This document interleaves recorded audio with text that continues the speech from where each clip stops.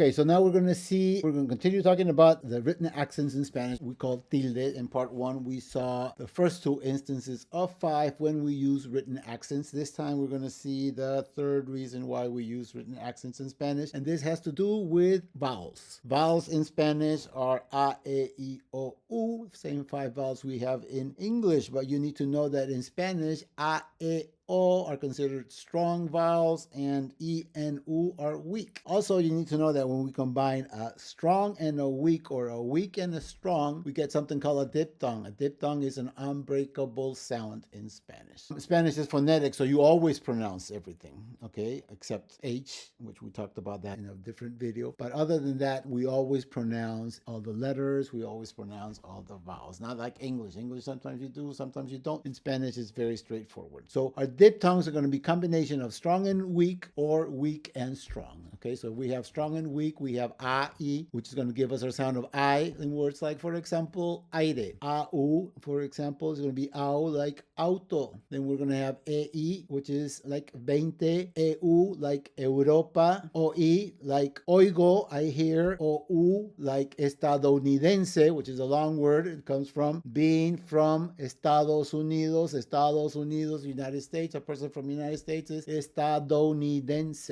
And that is combination of strong and weak. And then we have weak and strong. Weak and strong is going to be ia, like medianoche, ua, like guante, which is glove, ie, like bien, like people say, ¿cómo estás? How are you? And you say, bien, gracias, right? Fine, thank you. Ue is going to be we, like buenos dias, right? Good morning, buenos dias. And then io, like lip, labio. And then the last is going to be uo, monstruo, like monster. Monstruo in Espanol, going to end with that uo combination. So all these examples I've been giving you are examples of diphthongs. Diphthongs is when you combine weak and strong, or strong and weak, and you make an unbreakable sound in Spanish. Now, and the reason why we're talking about this is sometimes we want to break this sounds up, and the way to break this up is we have to make the weak strong, and the way to make the weak strong is you put a written accent, and then the weak became strong. Strong and strong are never going to be in the same syllable in Spanish. You break them, like aéreo, right? Aéreo.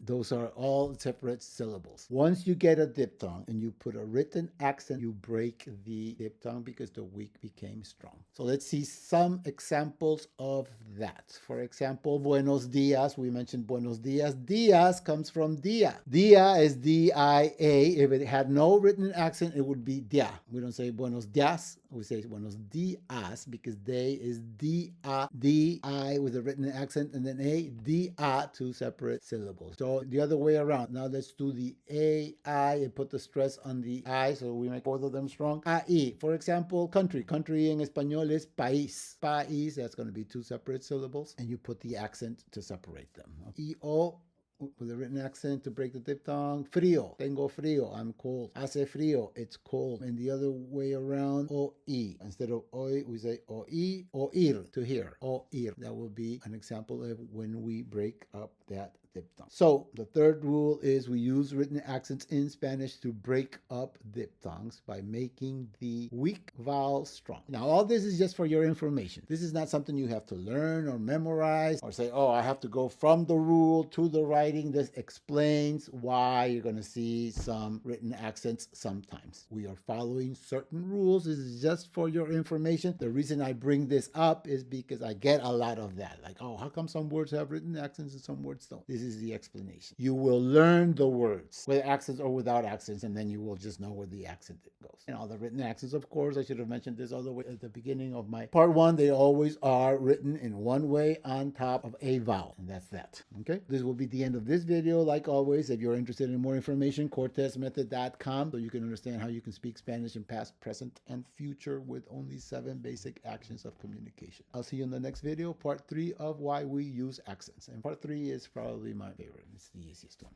Okay, gracias. Ciao.